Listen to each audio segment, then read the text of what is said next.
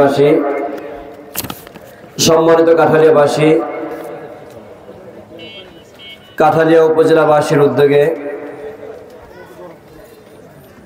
ঐতিহাসিক তাফসিরুল কোরআন মাহফিল ও হালকায়ে জিকির।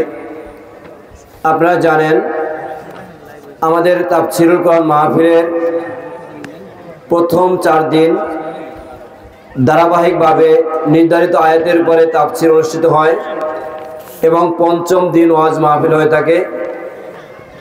আমরা প্রতি বছরের ন্যায় এই বছরও চেষ্টা করেছি সারা বাংলাদেশের শীর্ষ পর্যায়ে মুফাসসির কেরাম যারা কোরআনের নির্ধারিত আয়াতের উপরে পবিত্র তাফসির করে থাকেন, আমরা দেশ সেরা শীর্ষস্থানীয় উলামায়ে কেরামদেরকে নিয়ে প্রথম 4 দিনের ধারাবাহিক কার্যক্রম সাজিয়েছি। আমাদের মাঝে প্রথম অধিবেশনে এখন মূল্যবান তাফসির পেশ করবেন সারা বাংলাদেশের একজন পরিচিত মুখ, বিশিষ্ট আলেমে দ্বীন জনাব আলহাজ হযরত মাওলানা ফজলে বারী মাসুদ।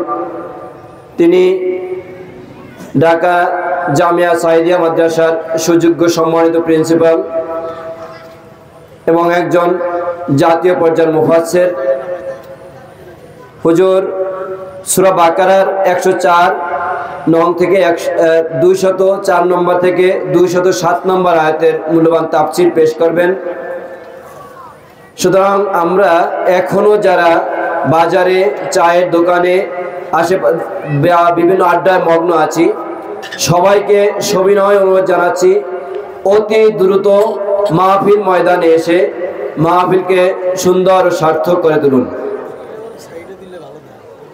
সম্মানিত কাঠালিয়াবাসী, করোনা সিচুয়েশন সহ রাজনৈতিক কিছু পরিস্থিতির কারণে আমরা দীর্ঘ 5 বছর তাফসির করতে পারিনি। 5 বছর পরে আল্লাহর রহমতে আজকে এখন থেকে আনুষ্ঠানিকভাবে তাফসিরের কার্যক্রম শুরু হচ্ছে। আমরা কি খুশি না বেজার? কারা কারা খুশি? 2 হাত তুলে দেখাইতে আলহামদুলিল্লাহ, জোরে বলি আলহামদুলিল্লাহ।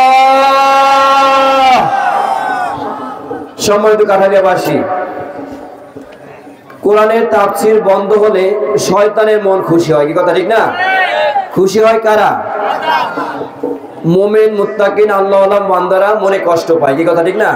5 বছর আমরা মাহফিল করতে পারিনি, আমাদের মনে অনেক ব্যথা ছিল, কষ্ট ছিল। সকল মুসলমান মুমিনের মনে কষ্ট ছিল। আল্লাহর রহমতে আল্লাহ পাক রব্বুল আলামিন আমাদের জন্য সব কিছু সহজ করে দিয়েছেন। আবার আমরা তাফসির করতে পেরে প্রাণ খুলে আরো একবার বলি আলহামদুলিল্লাহ।